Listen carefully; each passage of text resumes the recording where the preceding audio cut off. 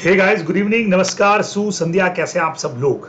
तो देखिए, हमारे ऑडिट रिवीजन में हम लोग सबसे पहले हमारा जो चैप्टर नंबर 13 है, यानी ऑडिट ऑफ डिफरेंट एंटिटीज, जिसमें से क्वेश्चन आना ही आना है, हमको पता ही है, उसके रिवीजन पर हम लोग बात कर रहे थे। और अब तक हम लोगों ने गवर्नमेंट ऑडिट के ऊपर बात कर लिया है, लोकल बॉडीज के ऑडिट पर हमारी बात जो है, एनजीओ के ऑडिट पर हमारी बात हो चुकी है। चलिए, तो अभी इसी चैप्टर को मैं कंटिन्यू करने जा रहा हूं, जहां आज हम कुछ और इंपॉर्टेंट चीजों के ऊपर डिस्कस करने वाले हैं, जो एग्जाम में आपको जरूर तैयार करके जाने चाहिए। तो ऑडिट ऑफ फर्म की अगर बात करूं, तो ऑडिट ऑफ फर्म में एक बढ़िया पॉइंट अपने पास में ये आता है कि भाई एडवांटेजेस क्या है ऑडिट ऑफ पार्टनरशिप फर्म के। तो यहां आपको कुछ पॉइंट्स दे रखे, बहुत सीधे सीधे से: dispute dissolution, reliable, admission and control. यानी कि सीधा अगर मैं इसको बोलूं तो ये बन सकता है CADDR, बराबर। मतलब CA बन गया, यहाँ पे CA हो गया और ये हो गया DDR। अब ये पॉइंट्स क्या क्या है, आइए बात कर दे। देखिए, पार्टनरशिप फर्म का ऑडिट का सबसे बड़ा बेनिफिट होगा कि audited accounts provide a convenient and reliable means of settling accounts between the partners, and thereby the possibility of occurrence of a dispute among them is mitigated. Means इस पूरे में से ये स्टार्टिंग 3 लाइन्स आप लोग answer के लिए उठा सकते हैं कि ऑडिटेड अकाउंट्स अगर होंगे तो बट ऑब्वियस है, एक तो कन्वीनियंट, सुविधाजनक रहेगा, और एक रिलायबल, भरोसेमंद अकाउंट जो है वो प्रोवाइड करेगा, और इसीलिए पार्टनर्स के बीच में जो डिस्प्यूट होने के चांसेस हैं वो बिल्कुल कम हो जाएंगे, खत्म हो जाएंगे। तो पहला पॉइंट हम लोग यहां तक जो है वो बहुत आराम से एग्जाम पर्पस से ले सकते हैं, ठीक है। सेकेंड पॉइंट हमारा कहता है भाई डिसोल्यूशन के अंदर बट ऑब्वियस है at the time of death या रिटायरमेंट ऑडिटेड अकाउंट्स अगर रहेंगे तो विच हैव बीन एक्सेप्टेड। अब इसको ऐसे ले सकते हैं, ऑन दी रिटायरमेंट और death of partner audited accounts, फिर सीधा यहां से ले सकते हैं, constitute a reliable evidence for computing the amount. अब ये कौन सा अमाउंट है? Due to the retiring partner और representative of a deceased partner. अब इन रेस्पेक्ट ऑफ कैपिटल हो गया, गुडविल हो गया, जॉइंट लाइफ पॉलिसी हो गया, प्रॉफिट्स हो गया, जो आपको लिखना चाहो आप लिख सकते हो। तो इन केस ऑफ रिटायरमेंट और death of partner, audited account constitute a reliable evidence. किस बात के लिए? Computing the amount. कौन सा अमाउंट? ड्यू टू रिटायरिंग पार्टनर और representative of the deceased partner. तो ये पॉइंट अपना यहां से बहुत बढ़िया तरीके से हो सकता है डिसोल्यूशन का। नेक्स्ट नंबर हम लगातार बात करें रिलायबल की। अब रिलायबल किसके लिए? तो दो चीजें इन्होंने यहां पे इंक्लूड की है। एक रिलायबल तो बैंक्स के लिए, ऑडिटेड स्टेटमेंट जो भी रहेंगे they are reliable for bank for providing the loan, है ना। ये हमने लिख दिया, देखो, when advancing loan. Second number, जो prospective purchase of the business होगा to find out the financial position. कोई अगर हमारे बिजनेस को परचेज कर रहा है ना, तो उसके लिए बहुत इजी रहेगा कि वो पता लगा पाएगा कि हमारी फाइनेंशियल पोजीशन कैसी है। तो दो लोगों के रिलायबल के पॉइंट आप लोग बना सकते हैं। सबसे पहला bank, when they advancing the loan to the firm, तो audited accounts are reliable। और सेकंड नंबर, जो prospective purchaser of the business है, उसके लिए क्या एविडेंस होगा? Find out the financial position of the firm. ये पॉइंट हम लोग यहाँ पे यूज कर सकते हैं। नाउ, नया पार्टनर अगर एडमिट हो रहा है तो उसके लिए भी बढ़िया है। Audited statement of account can be helpful in negotiation to admit a partner, a person as a partner. तो यहीं तक हम लिख सकते हैं, specially when they are available for a number of past year. अगर पहले काफी साल फर्म को हो चुके हैं तो ठीक है, उसके लिए काम का है, लेकिन अपने लिए इतना पॉइंट काफी है कि जब भी नया पार्टनर आएगा तो हम उससे नेगोशिएट कर सकते हैं। तो हम उसको बोलेंगे, भैया हमारे फर्म का तो काम बहुत जबरदस्त है, तुमको कैपिटल का ज्यादा पैसा देना पड़ेगा या गुडविल का ज्यादा पैसा देना पड़ेगा। तो वो हमारी बात को क्यों मानेगा?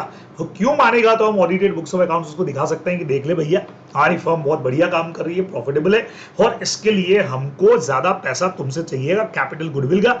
ये अपने को यहाँ पे ध्यान में बच्चे लोगों को रखना चाहिए।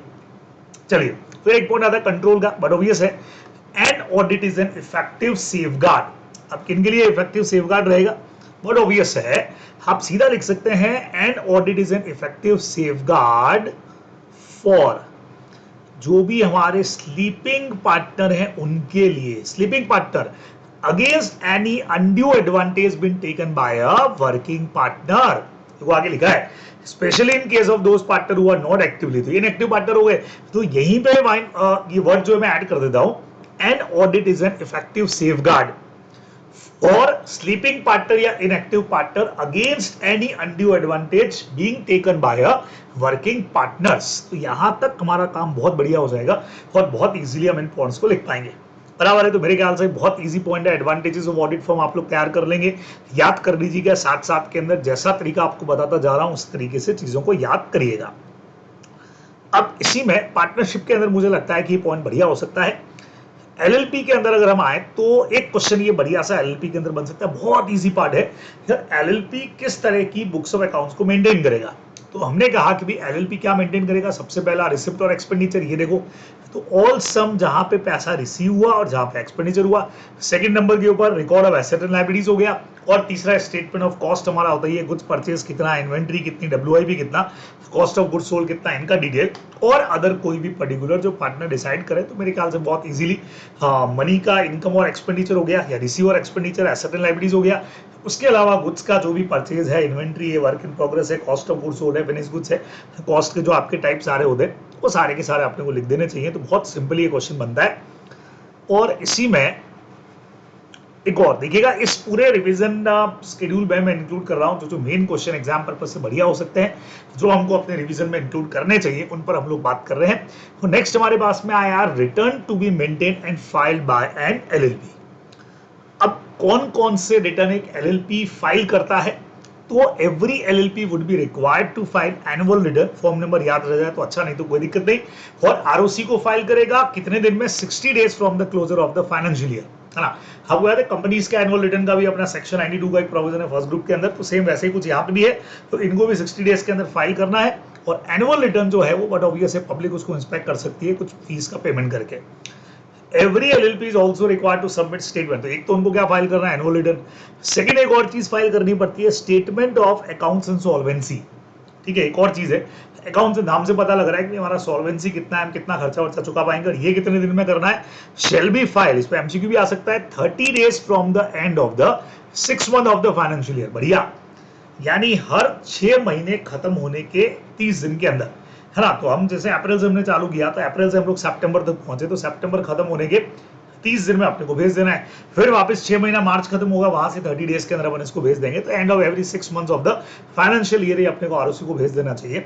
तो एक तो हो गया हमारा एनुअल रिटर्न, दूसरा अकाउंट एंड सॉल्वेंसी, एक फाइनेंशियल ईयर खत्म होने के 60 डेज में, और एक एवरी 6 मंथ्स के खत्म होने के 30 डेज में अपने को सेंड करना है।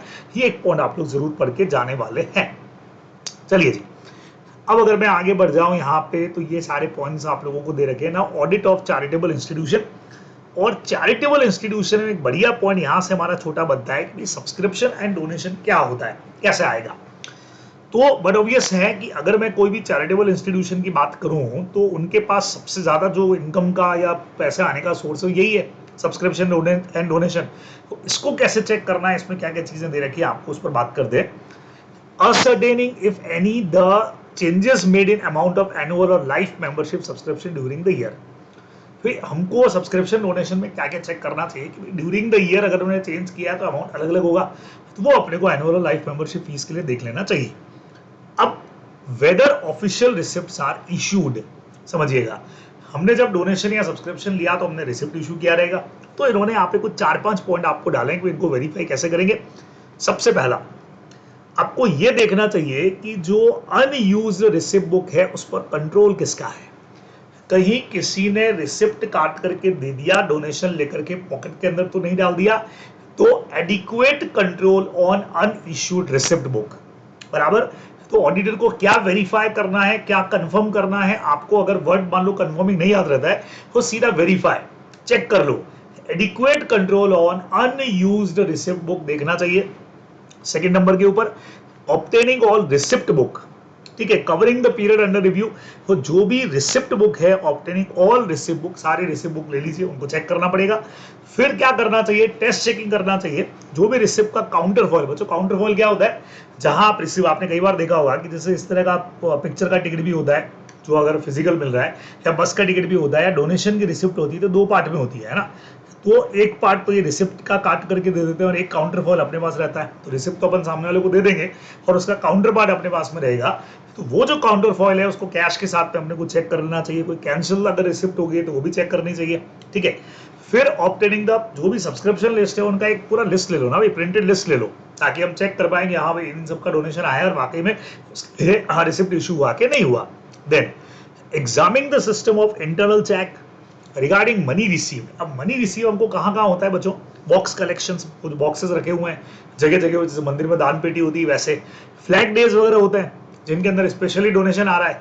तो वो जो अमाउंट आ रहा है receive from the representative with the correspondence, मान लो किसी ने डोनेशन दिया, तो उनसे कॉरेस्पॉन्डेंस करके जो अपन थर्ड पार्टी कंफर्मेशन करते थे, वो हम यहाँ से जो रिसिप्ट पे वहां हमारे पास आ रहा है कि इस बंदे को रिसिप्ट इशू किया, तो उस पर्सन से हमने कंफर्मेशन कॉरेस्पॉन्डेंस कर लिया कि सच में हुआ कि नहीं हुआ।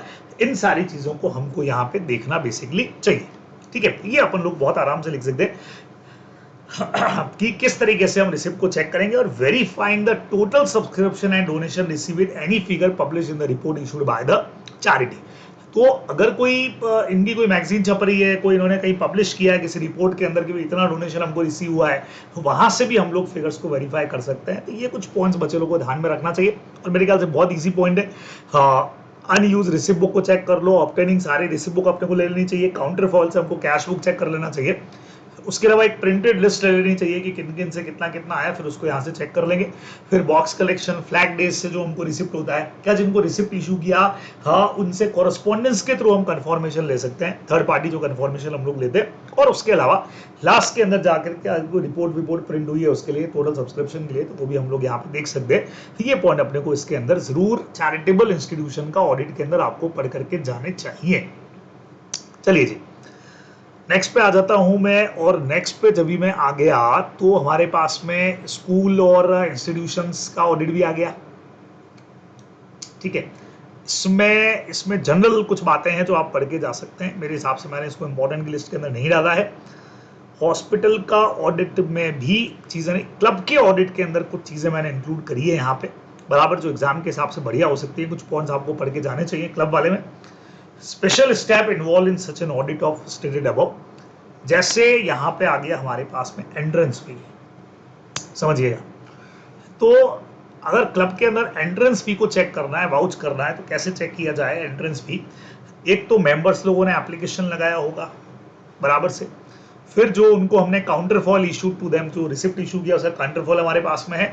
और उसके अलावा हमको क्या करना चाहिए, minutes of the managing committee, उससे हमको पता लग जाएगा कौन कौन मेंबर है। तो ऐसे हमारा एंट्रेंस फी जो है, तो एंट्रेंस फी मेंबर ने जो एप्लीकेशन लगाया, रिसिप्ट का जो काउंटर फॉल है, मिनट से वहां से हम लोग क्रॉस वेरीफाई कर लेंगे तो वाउच हो जाएगा।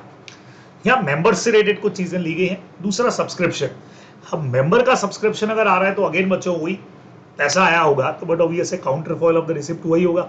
ठीक है, फिर रजिस्टर मेंबर के अंदर trace receipt for a selected period to register member, also reconcile the amount of total subscription due with the amount collected और outstanding। total amount कितना लिखा हुआ, कितना आ गया, वहां से हम लोग इसको क्रॉस टैली भी करके देख सकते हैं। एरियर्स कितना बच गया, कितना नहीं आया।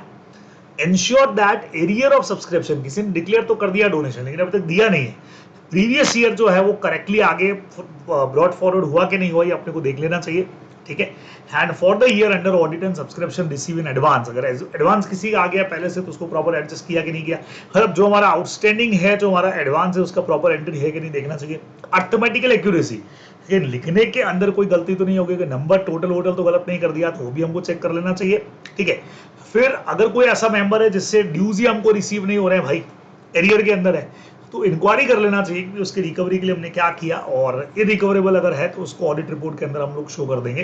ये भी अपने को ध्यान में रखना चाहिए। ठीक है, फिर उसके अंदर भी ये प्राइसिंग फूड स्टेप के लिए मेंबर से रिलेटेड पॉइंट और the accounts, trace debit for a selected period for subsidy register maintained in respect of supply and services to member to confirm that account of every member has been debited with the amount recoverable from him। Members लोगों का account बना हुआ रहेगा, कितना पैसा उनकी तरफ से आता है, प्लस किन किन चीजों का उन्होंने बेनिफिट लिया और कितना खर्च होता है। आप लोग सब जानते हैं क्लब के अंदर ऐसे ही होता है, हाँ, उनका पैसा आ भी रहा है और जहां पैसा उनका खर्च भी हो रहा है, वो रजिस्टर जो है वो भी हमने को चेक कर लेना चाहिए, ताकि पता लग जाए कि प्रॉपर उनसे अमाउंट हमको रिसीव हुआ या नहीं हुआ। ये अपने को कुछ मेंबर्स से रिलेटेड पॉइंट क्लब के अंदर अगर पूछे जाए तो ये आपको ध्यान में रखना है। ठीक है, तो मेंबर से रिलेटेड पॉइंट्स के अंदर एक तो उनका एंट्रेंस फी हो सकता है, सब्सक्रिप्शन को आप लोग चेक कर लेंगे। उसके अलावा अगर कोई एरियर्स वगैरह चेक करने हैं, अर्थमेटिकल एक्यूरेसी चेक कर लेनी चाहिए, उनका रजिस्टर जो है वो भी चेक कर लेना चाहिए। और इरिवोकेबल अगर इरिकवरेबल अगर मेंबर ड्यूज हैं तो वो भी हमको चेक करना चाहिए। चेक करने का तरीका सीधा सा है, इंक्वायरी करनी पड़ेगी और फिर भी लगता है अभी तक रिकवर नहीं हुआ है, तो बट ऑब्वियस है हमको फिर उसको ऑडिट रिपोर्ट के अंदर शो करना चाहिए। तो ये कुछ पॉइंट्स आप लोग यहाँ पे क्लब में ध्यान रखने वाले हैं। सिनेमा के ऑडिट में एक बढ़िया चीज आ सकता है, इंटरनल कंट्रोल का मैकेनिज्म कैसे काम करेगा, यहां से यहां तक के 5 पॉइंट। बाकी तो आपको पता है, टिकट्स वगैरह देखेंगे, लेकिन इंटरनल कंट्रोल सिस्टम किस बात के लिए और कैसा।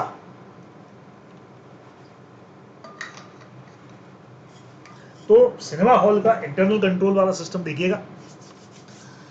सबसे पहला तो entrance to the cinema hall during show is only through printed tickets.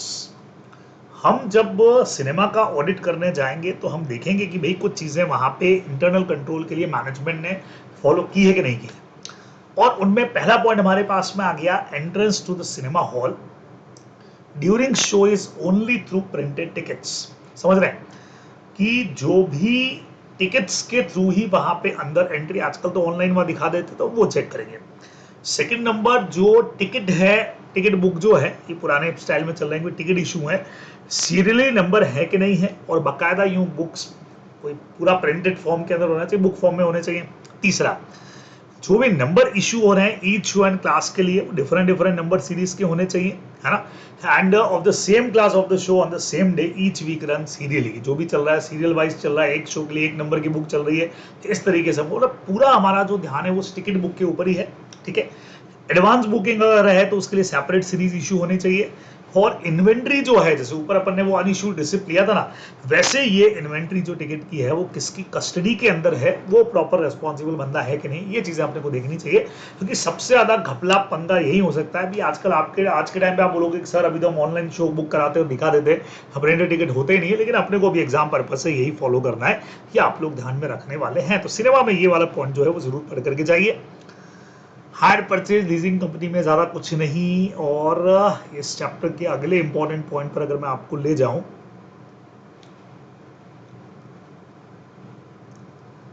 तो कोऑपरेटिव सोसाइटी की ऑडिट देख लेते हैं कि इसमें मैंने कुछ इंपॉर्टेंट टेक्स्ट कर रखे हैं जो एग्जाम के हिसाब से बढ़िया हो सकते हैं।